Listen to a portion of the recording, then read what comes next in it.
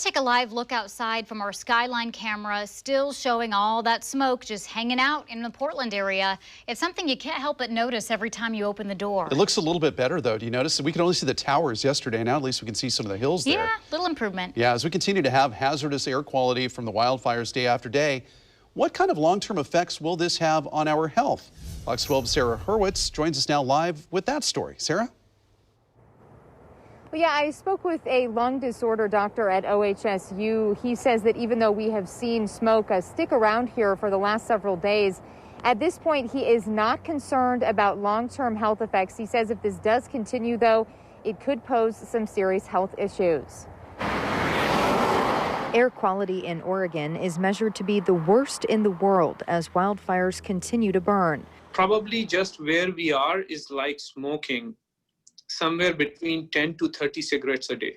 OHSU lung disorder doctor Akram Khan says this doesn't concern him at this point. I don't think that smoking, a pack a day for 10 days is going to be a major long-term effect for healthy individuals.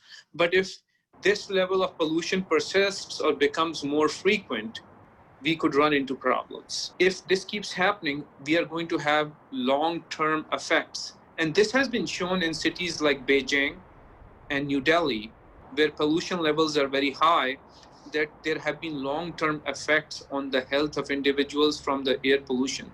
But there are some short-term effects. Dr. Khan says at the current air quality levels that we've been having the last few days, even people with normal lung conditions may experience irritation, a cough, runny nose, redness of eyes, and headaches. He says people with lung conditions are particularly vulnerable. That includes people with COPD, asthma, and cystic fibrosis.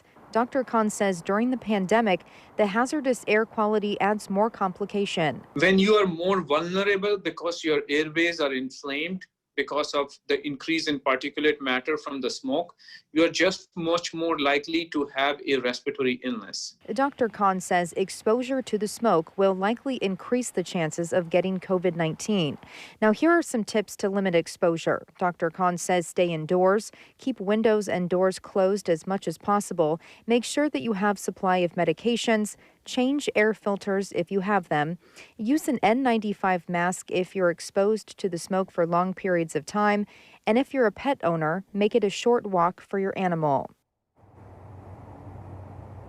And Dr. Khan says that he has noticed over the last several years that wildfires and the smoke duration has increased here on the West Coast.